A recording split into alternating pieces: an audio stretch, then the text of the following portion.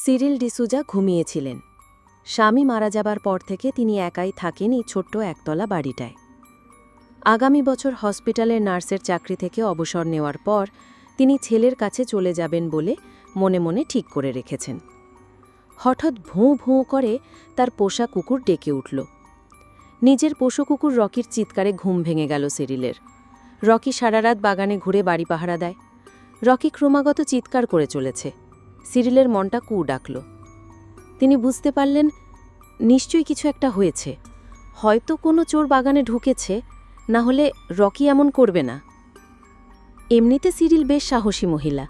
হাতে একটা লাঠি আর ছাতা নিয়ে তিনি বাইরে বেরিয়ে এলেন। বাগানের আলোটা সারা রাতি জ্বলে। টিপটিপ করে বৃষ্টি পড়ছে। বাগানে যে শেডটা করা আছে সেখানে রকির থাকার কথা, কিন্তু ও এখানে নেই। তাহলে রকি কোথায়? রকির চিৎকারটা আচমকা বন্ধ হয়ে গেছে। ওকে আশেপাশে দেখতে পাচ্ছেন না সিরিল। নিচে তাকাতেই একটা মানুষের পায়ের ছাপ দেখা যাচ্ছে। পায়ের ছাপটি অনুসরণ করে গোলঞ্জ গাছটার কাছে গিয়ে শিউরে উঠলেন সিরিল। Rocky, my child! কান্নায় ভেঙে পড়লেন তিনি।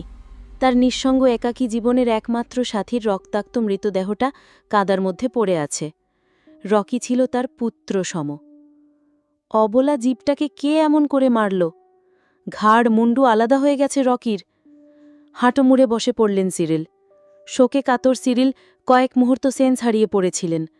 সেন্স ফিরল তার ঠিক পেছনেই কারোর অস্তিত্ব অনুভব করে। বাগানেই স্বল্প আলয় অনুপ্রবেশকারীর চেহারা দেখেই চিৎকার করে উঠলেন সিরিল।